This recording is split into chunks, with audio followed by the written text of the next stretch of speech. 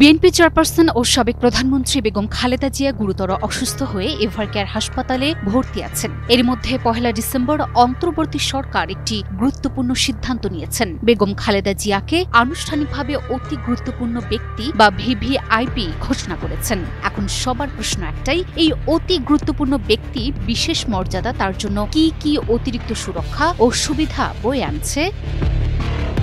প্রথমে জেনে নেওয়া যাক অতি গুরুত্বপূর্ণ ব্যক্তি কারা হতে পারেন। সাধারণত রাষ্ট্রপতি, প্রধানমন্ত্রী কিংবা সমমর্যাদার উচ্চ পদস্থ ব্যক্তিরাই এই বিশেষ মর্যাদা পেয়ে থাকেন। কিন্তু শুধু তারাই নন, সরকার চাইলে যে কোনো ব্যক্তিকে সরকারি গেজেট প্রজ্ঞাপন জারি করে অতি গুরুত্বপূর্ণ ব্যক্তি ঘোষণা করতে পারে। বিশেষ নিরাপত্তা বাহিনী আইন ২০২১-এর ২ ধারায় স্পষ্ট বলা আছে, কোনো বিদেশি রাষ্ট্রের রাষ্ট্রপ্রধান বা সরকার প্রধান এবং এই আইনের উদ্দেশ্য সমূহ পূরণকল্পে অনুরূপ ব্যক্তি বলিয়া ঘোষিত অন্য কোন ব্যক্তিও ইহার অন্তর্ভুক্ত হইবেন।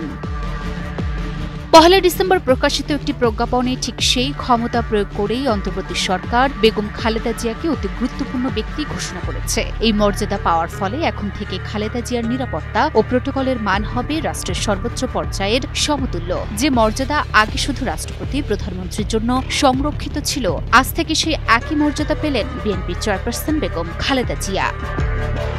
অন্তর্বর্তী সরকারের প্রজ্ঞাপনে তাকে অতি গুরুত্বপূর্ণ ব্যক্তি ঘোষণা করার ফলে এখন থেকে তার নিরাপত্তার দায়িত্ব সরাসরি পড়ল দেশের সবচেয়ে শক্তিশালী বাহিনী এসএসএফ এর কাঁধে। বিশেষ নিরাপত্তা বাহিনী আইন ২০২১ অনুযায়ী বেগম খালেদা জিয়ার চারপাশে থাকবে এসএসএফ কমান্ডোদের অভেদ্য বেষ্টনী। তারা নিরাপত্তায় হুমকি মনে হলে যে কাউকে বিনা ওয়ারেন্টে গ্রেফতার করতে পারবে এবং প্রয়োজন হলে সরাসরি গুলি করার ক্ষমতাও এই বাহিনীর হাতে থাকবে। Desk Report, News 24।